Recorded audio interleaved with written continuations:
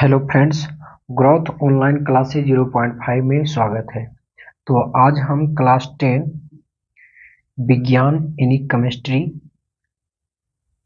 कार्बनिक एवं उसके यौगिक से सब्जेक्टिव क्वेश्चन लेकर आए हैं, जो कि ये VVI सब्जेक्टिव क्वेश्चन है 2024 में पूछे जाएंगे। तो क्वेश्चन है पहला बाबू कि समावयवता किसे कहते हैं। क्वेश्चन है कि समावयवता किसे कहते हैं और यह कितनी प्रकार के होते हैं। समावयवता किसे कहते हैं और यह कितने प्रकार के होते हैं। तो आंसर होगा बाबू, कार्बनिक यौगिक में पाई जाने वाली वैसी घटना जिसमें दो या दो से अधिक यौगिकों के अणुसूत्र समान होते हैं, परंतु उनके अणुओं में परमाणुओं की व्यवस्था भिन्न भिन्न होती है, समावयवता कहलाती है।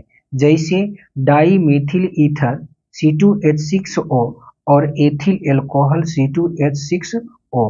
तो बाबू यहाँ यह दो प्रकार के होते हैं। क्या है बाबू? ये दो प्रकार के होते हैं, यानी समावयवता जो है ना दो प्रकार के होते हैं। तो पहला होता है बाबू संरचनात्मक समावयवता और दूसरा होता है त्रिविम समावयवता। तो नेक्स्ट क्वेश्चन है कि सजातीय श्रेणी क्या है। मोस्ट इंपॉर्टेंट क्वेश्चन है ये, 5 नंबर की सवाल में पूछा जाता है। सजातीय श्रेणी क्या है, एक उदाहरण की सहायता से समझाएं। एक उदाहरण की सहायता से समझाएं। तो आंसर है बाबू कि कार्बनिक यौगिक की ऐसी श्रेणी, कार्बनिक यौगिक की ऐसी श्रेणी जिसमें क्रियात्मक समूह समान भौतिक गुणों में नियमित श्रेणीकरण हो, संलग्न यौगिकों के अणुसूत्रों में CH2 का अंतर हो, उसे सजातीय श्रेणी कहलाते हैं।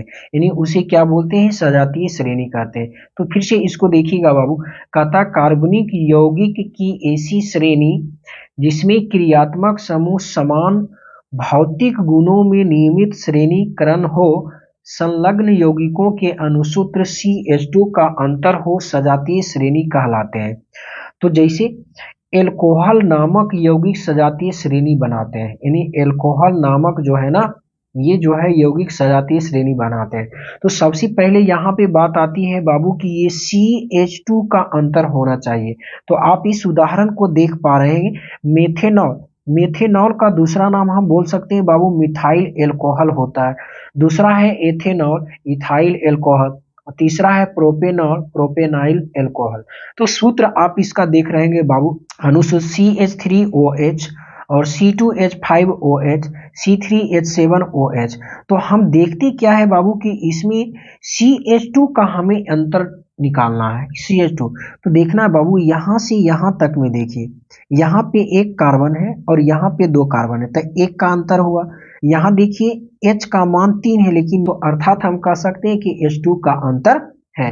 तो नेक्स्ट क्वेश्चन की ओर आते हैं। नेक्स्ट क्वेश्चन है कि एथेनॉल से एथेनोइक अम्ल में परिवर्तन को ऑक्सीकरण अभिक्रिया क्यों कहा जाता है। एथेनॉल से एथेनोइक अम्ल में परिवर्तन को ऑक्सीकरण अभिक्रिया क्यों कहा जाता है। तो इसका आंसर होगा बाबू, एथेनॉल से जब ऑक्सीजन परमाणु प्रतिक्रिया करता है तो एथेनॉल के दो हाइड्रोजन परमाणु ऑक्सीजन परमाणु से संयुक्त होकर जल का एक अणु बनाकर अलग हो जाते हैं, जिसे एथेनॉल बनाता है। किसी अणु से हाइड्रोजन का निकलना ऑक्सीकरण कहलाता है। किसी अणु से हाइड्रोजन का निकलना ऑक्सीकरण कहलाता है। फिर बने हुए एथेनॉल से जब एक परमाणु ऑक्सीजन जुड़ता है, यानी ऑक्सीजन का जुड़ना, तो एथेनोइक अम्ल बन जाता है। क्या बन जाता है? एथेनोइक अम्ल बनता है। और ऑक्सीजन का जुड़ना ऑक्सीकरण कहलाता है। क्या कहलाता है बाबू? ऑक्सीकरण कहलाता है। तो आपसे क्वेश्चन यहाँ पे पूछ सकता है कि ऑक्सीकरण किसे कहते हैं। तो सिंपल में जवाब दे सकते हैं एक लाइन में कि ऑक्सीजन का जुड़ना ही ऑक्सीकरण कहलाता है। इसीलिए एथेनॉल से एथेनोइक अम्ल का बनना एक ऑक्सीकरण प्रतिक्रिया कहलाता है। तो नेक्स्ट क्वेश्चन है बाबू कि प्रयोगशाला में मीथेन गैस बनाने की विधि एवं क्लोरीन के साथ इसकी रासायनिक अभिक्रिया लिखें। मोस्ट इंपॉर्टेंट क्वेश्चन है ये, अब की साल छपेगा। 5 नंबर की सवाल है ये। प्रयोगशाला में मीथेन गैस बनाने की विधि एवं क्लोरीन के साथ इसकी रासायनिक अभिक्रिया लिखें। यानी सबसे पहले नंबर का आता है कि प्रयोगशाला में मीथेन गैस कैसे बनाया जाता है और ये क्लोरीन के साथ कैसे अभिक्रिया करता है। तो आंसर होगा बाबू कि प्रयोगशाला में सोडियम एसीटेट और सोडा लाइम के मिश्रण को गर्म करने पर मीथेन गैस बनता है। यानी प्रयोगशाला में सोडियम एसीटेट और सोडा लाइम के मिश्रण को गर्म किया जाता है ना, तो मीथेन गैस बनता है। तो CH3COO प्लस NaOH जब इन दोनों के बीच अभिक्रिया होती है तो इसे गर्म किया जाता है। क्या किया जाता है? गर्म किया जाता है। तब जाकर Na2CO3 प्लस HCH4 बनता है, जो कि ये आपका बाहर निकलता है। ये आपका तीर यहाँ पे दिख रहा होगा, ये क्या निकलता है? बाहर निकलता है। तो इसी के नीचे क्या है बाबू कि प्रयोगशाला में मीथेन गैस बनाने के लिए, प्रयोगशाला में मीथेन गैस बनाने के लिए कई कांचे की परख नली में सोडियम एसीटेट एवं सोडा लाइम के मिश्रण को रखकर चित्र के अनुसार उपकरण को सजाया जाता है। परखनली को गर्म करने पर CH4 गैस बनती है, यानी मीथेन गैस बनता है। क्या बनता है? मीथेन गैस, जिसे जल विस्थापन विधि से जमा किया जाता है। यानी CH4 को जो है ना जल विस्थापन विधि से जमा किया जाता है। तो आप इस फिगर को देख पा रहे होंगे बाबू कि सोडियम एसीटेट आपको सही तरीका से दिखना चाहिए। सोडियम एसीटेट यहाँ है, सोडा लाइम है और यहाँ पे रखा गया। जब इसको गर्म किया जाता है तो परखनली के द्वारा नीचे आता है निकास नली से और यहाँ पे मीथेन गैस प्राप्त हो जाता है। तो अब आगे हम बढ़ेंगे बाबू। क्वेश्चन कह रहा था कि क्लोरीन के साथ कैसे रासायनिक अभिक्रिया करता है। तो क्लोरीन के साथ अभिक्रिया, मीथेन और क्लोरीन के मिश्रण को, यानी मीथेन CH4 प्लस क्लोरीन के मिश्रण को, यानी Cl के मिश्रण को सूर्य के विसरित प्रकाश में रख देने पर मीथेन क्लोरीन से अभिक्रिया करता है। इसमें मीथेन के चारों ओर हाइड्रोजन परमाणु बारी बारी से क्लोरीन परमाणु के द्वारा विस्थापित हो जाता है। यानी क्लोरीन परमाणु के द्वारा ही ये विस्थापित होता है, ठीक ना। तो आगे हम बढ़ेंगे, कुछ इसका आप लोग का समीकरण है जो कि आपको दिख पा रहे होंगे। तो पहला है कि बाबू CH4 प्लस Cl2, तो सूर्य प्रकाश की उपस्थिति में जब अभिक्रिया किया गया तो मेथिल क्लोराइड बना, यानी CH3Cl बना है। क्या बना है? Cl प्लस HCl बना है। नेक्स्ट, अब इसी चीज को बाबू जब हम CH3Cl प्लस Cl2 फिर उसी के साथ सूर्य प्रकाश में जब अभिक्रिया किया गया तो CH2Cl2 प्लस HCl अम्ल बनता है। तो इसका नाम है बाबू मेथिलीन डाइक्लोराइड। अब मेथिलीन डाइक्लोराइड को पुनः फ्लोरीन के साथ सूर्य प्रकाश की उपस्थिति में प्रतिक्रिया किया गया तो क्लोरोफॉर्म बना, यानी CHCl3 प्लस HCl अम्ल बना। अब यही क्लोरोफॉर्म को जब क्लोरीन के साथ सूर्य प्रकाश की उपस्थिति में जब प्रतिक्रिया किया जाता है तब जाकर कार्बन टेट्राक्लोराइड प्राप्त होता है। तो इस प्रकार आपका समीकरण है। तो आगे हम क्वेश्चन आगे की ओर बढ़ते हैं बाबू कि नेक्स्ट क्वेश्चन कह रहा है ना कि एथेनॉल की प्राप्ति किण्वन विधि से करें। एथेनॉल की प्राप्ति किण्वन विधि से करें। एथेनॉल के दो उपयोग को भी लिखना, मोस्ट इंपॉर्टेंट सवाल है।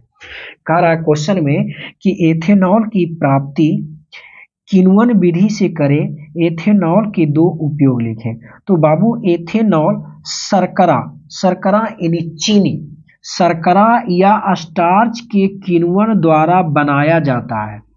यह किण्वन खमीर जिसको हम बोलते हैं ईस्ट, तो चीनी के साथ जब जल को अभिक्रिया कराया जाता है ना, तो ये काम कब होगा? जब ईस्ट प्रेजेंट रहेंगे तभी ये काम हो सकता है, तभी एथेनॉल प्राप्त हो सकता है। तो फिर से इसको देखिएगा, कहता एथेनॉल शर्करा या स्टार्च के किण्वन द्वारा बनाया जाता है।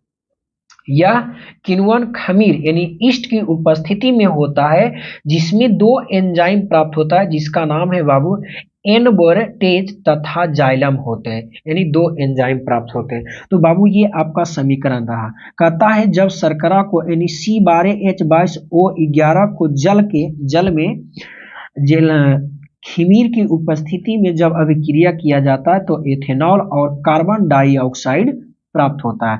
नेक्स्ट, तो इस किण्वन एक उष्मा छेपी अभिक्रिया, आपसे पूछ सकता है बाबू ऑब्जेक्टिव में कि किण्वन क्या है, तो बहुत ही सुंदर से जवाब देंगे कि किण्वन एक उष्मा छेपी अभिक्रिया है। करा एथेनॉल के उपयोग को लिखना था, तो एथेनॉल का उपयोग क्या है बाबू, कहता एथेनॉल के उपयोग, तो एथेनॉल के निम्नलिखित उपयोग है, एथेनॉल के निम्नलिखित उपयोग है। तो पहला है बाबू शराब बनाने में, विलायक के रूप में, पेय पदार्थ के रूप में, पेय का मतलब होता है पीने योग्य। नेक्स्ट है पाचक syrup, cup syrup, tincture iodine के निर्माण में, यानी कप सिरप का मतलब किसी बच्चे हो या कोई बुजुर्ग हो तो उनको जब कफ जमा हो जाता है ना तो वो सिरप तैयार करने में एथेनॉल का उपयोग किया जाता है। नेक्स्ट पॉइंट है कि पेंट, वार्नियस, औषधि, परफ्यूम, रंग, साबुन तथा कृत्रिम रबर के उत्पादन में किया जाता है। एथेनोइक अम्ल का निम्नलिखित के साथ होने वाली अभिक्रियाओं का रासायनिक समीकरण लिखें, यानी एथेनोइक अम्ल का निम्नलिखित के साथ होने वाली अभिक्रियाओं का रासायनिक समीकरण लिखें। तो यहाँ से आंसर है कि एथेनोइक अम्ल निम्नांकित के साथ अभिक्रिया करता है। तो पहला है बाबू सोडियम, दूसरा है सोडियम कार्बोनेट और तीसरा है सोडियम बाइकार्बोनेट। तो पहला लेके चलते हैं नंबर ए से बाबू सोडियम। कहता है कि एथेनोइक अम्ल सोडियम से अभिक्रिया कर सोडियम एसीटेट और जल बनाता है, यानी CH3COOH प्लस सोडियम के साथ जब अभिक्रिया किया गया तो CH3COONaH2O बना, यानी सोडियम एसीटेट और जल प्राप्त होता है। दूसरा पॉइंट आता है बाबू कि सोडियम कार्बोनेट के साथ जब एथेनोइक अम्ल की अभिक्रिया किया जाता है तो एथेनोइक अम्ल सोडियम कार्बोनेट से अभिक्रिया कर फदफदाहट के साथ CO2 गैस मुक्त करता है। क्या करता है? फदफदाहट के साथ CO2 गैस मुक्त करता है, जो कि आप यहाँ पे देख पा रहे होंगे बाबू, इस समीकरण को आप देख पा रहे हैं। तो CH3COOH Na2CO3, तो जब इन दोनों को आपस में अभिक्रिया किया जाता है तो अभिक्रिया के फलस्वरूप CH3COONA plus H2O plus CO2 gas मुक्त होता है। और तीसरा क्या है बाबू? Sodium bicarbonate. तो कहता है एथेनोइक अम्ल सोडियम बाइकार्बोनेट से भी अभिक्रिया कर फदफदाहट के साथ जल एवं CO2 गैस मुक्त करता है, जो कि आप यहाँ पे इस समीकरण को देख पा रहे हैं। अब अगले क्वेश्चन की ओर आते हैं बाबू। क्वेश्चन कह रहा है ना कि एथेनॉल क्या है, एथेनॉल क्या है, मोस्ट इंपॉर्टेंट क्वेश्चन। एथेनॉल क्या है, इसका सामान्य सूत्र लिखिए, उदाहरण दे प्रयोगशाला में एथेनॉल को कैसे तैयार किया जाता है। एथेनॉल क्या है, इसका सामान्य सूत्र लिखिए, उदाहरण दे प्रयोगशाला में एल्कोहल कैसे तैयार किया जाता है। तो आंसर है बाबू कि एथेनॉल सजातीय श्रेणी का दूसरा सदस्य है। यानी एथेनॉल क्या है, यहां से यहां तक इसका आंसर हुआ कि एथेनॉल सजातीय श्रेणी का दूसरा सदस्य है। आपसे पूछ सकता है बाबू कि सजातीय श्रेणी का दूसरा सदस्य कौन है, तो जवाब देना है कि एथेनॉल होता है। क्या होता है? एथेनॉल। आगे बढ़ेंगे। इसका सामान्य सूत्र C2H5OH या C2H6O होता है, ठीक ना? क्या होता है? C2H5OH या C2H6O है। अब एल्कोहल बनाने की विधि क्या है, अब हम जानेंगे बाबू कि एल्कोहल कैसे बनाया जाता है। जब शर्करा यानी चीनी को जल के साथ एंजाइम की उपस्थिति में अभिक्रिया किया जाता है तो ग्लूकोज और फ्रुक्टोज की प्राप्त होता है। जब पुनः ग्लूकोज को एंजाइम की उपस्थिति में अभिक्रिया होती है तो तो अभिक्रिया के फलस्वरूप एथेनॉल और कार्बन डाइऑक्साइड प्राप्त होता है। एथेनॉल का मतलब हुआ कि C2H5OH प्राप्त होता है, प्लस में CO2 प्राप्त होता है, यानी कार्बन डाइऑक्साइड प्राप्त होता है, जो कि नीचे आपको हम समीकरण दिखाना चाहेंगे। तो यहाँ पे देख पा रहे हो बाबू कि जब शर्करा को H2O के साथ एंजाइम की उपस्थिति में जब प्रतिक्रिया किया गया, अभिक्रिया किया गया, तो ग्लूकोज और फ्रुक्टोज बना, और इन्हीं ग्लूकोज को जब पुनः एंजाइम की उपस्थिति में जब अभिक्रिया किया गया, तब जाकर एथेनॉल प्राप्त होता है। अब नेक्स्ट क्वेश्चन की ओर आएंगे बाबू कि साबुन और अपमार्जक में क्या अंतर है। मोस्ट इंपॉर्टेंट सवाल है, साबुन और अपमार्जक में क्या अंतर है। तो साबुन और अपमार्जक में अंतर, तो एक साइड हमने लिखे हैं बाबू साबुन और दूसरी साइड लिखा हुआ है अपमार्जक। तो पहला है कि साबुन, तो साबुन कठोर जल के साथ झाग नहीं बनाता, यहाँ पे 2 लिखा हुआ, यहाँ पे 1 होना चाहिए, है ना। तो कहता साबुन कठोर जल के साथ झाग नहीं बनाता है, लेकिन अपमार्जक जो है ना, कठोर जल के साथ भी झाग बना सकते हैं, बना सकते हैं, यानी बना सकता है, नहीं भी बना सकता है, लेकिन कहा गया है कि अपमार्जक कठोर जल के साथ भी झाग बना सकते हैं। दूसरा पॉइंट आता है बाबू कि साबुन से जैव अपघटित हो जाते हैं, साबुन से जैव अपघटित हो जाते हैं। तो इधर अपमार्जक में नंबर 2 है कि कुछ अपमार्जकों का जैव अपघटन नहीं हो पाता है। नेक्स्ट तीसरा नंबर पढ़ेंगे बाबू कि साबुन उच्च वसीय अम्लों जैसे ऑयलिक अम्ल, पामिटिक अम्ल के सोडियम या पोटेशियम लवण है। और इधर अपमार्जक में पढ़ेंगे बाबू कि अपमार्जक सल्फोनिक अम्लों के सोडियम लवण है। आपसे पूछ सकता है कि साबुन किसका लवण है ना, तो आपको बताना होगा कि पामिटिक अम्ल के सोडियम या पोटेशियम लवण है, ठीक ना। नेक्स्ट पॉइंट पढ़ेंगे कि साबुन वसीय अम्लों के सोडियम लवण है, साबुनों में आयनिक ग्रुप COONA प्लस होता है, यानी सोडियम आयन। नेक्स्ट है चौथा नंबर कि अपमार्जक दीर्घ श्रृंखला के बेंजीन सल्फोनिक अम्ल या दीर्घ श्रृंखला के एल्काइन हाइड्रोजन सल्फेट, वो सोडियम लवण है, अपमार्जकों में आयनिक ग्रुप बनाता है।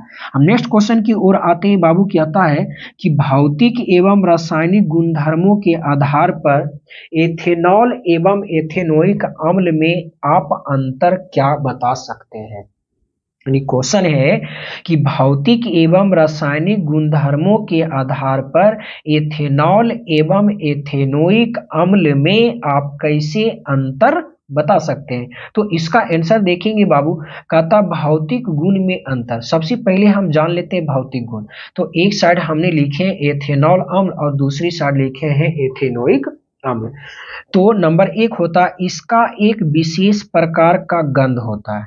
दूसरा पॉइंट आता है बाबू कि इसका क्वथनांक 351 केल्विन होता है। तीसरा होता है इसका गलनांक 156 केल्विन होता है। और चौथा है बाबू कि इसका लिटमस पत्र पर कोई प्रभाव नहीं पड़ता। और इसी चीज अब एथेनोइक में हम यदि देखा जाए तो कहता है ना कि इसका गंध सिरके के समान होता है। दूसरा नंबर में है इसका क्वथनांक 391 केल्विन है। और तीसरा पॉइंट है बाबू कि इसका गलनांक 290 केल्विन होता है। और चौथा में ये आएगा, चौथा है कि यह नीले लिटमस पत्र को क्या कर देता है, लाल कर देता है ना। तो आपसे ये पूछ सकता है बाबू कि एथेनोइक अम्ल का क्वथनांक कितना होता है, तो जवाब देना है 391 केल्विन, यानी 391 केल्विन होता है। गलनांक पूछा जाए बाबू तो 290 होगा। ठीक उसी प्रकार एथेनॉल की यदि पूछा जाए तो 351 केल्विन, और यहां से हो जाएगा गलनांक यदि पूछा जाए तो 156 केल्विन। आगे हम पढ़ेंगे बाबू की रासायनिक गुण में अंतर, यानी तो एथेनॉल अम्ल और एक साइड है बाबू एथेनोइक अम्ल, यानी दोनों को हम पढ़ेंगे रासायनिक में क्या अंतर है। तो नंबर 1 है बाबू कि यह सोडियम बाइकार्बोनेट से अभिक्रिया नहीं करता है, यह सोडियम बाइकार्बोनेट से अभिक्रिया नहीं करता है। लेकिन एथेनोइक अम्ल जो है ना, यह सोडियम बाइकार्बोनेट से प्रतिक्रिया करता है और सोडियम लवण तथा CO2 गैस देता है।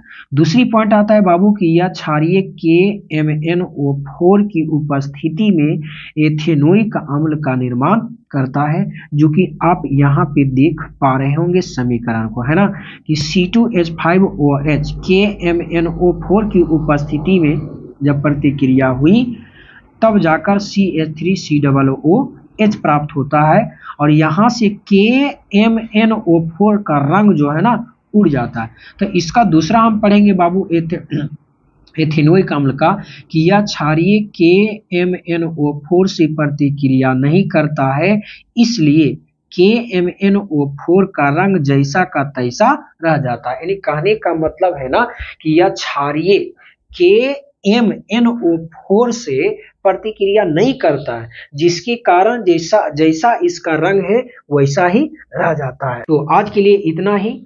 यदि वीडियो अच्छा लगे तो लाइक और शेयर जरूर कीजिएगा। जो पहली बार इस वीडियो को देख रहे हैं सबसे पहले वो चैनल को सब्सक्राइब कर लीजिएगा, जब भी मैं वीडियो अपलोड करूं तो आपके पास नोटिफिकेशन जा पाए। Okay, bye bye, thank you.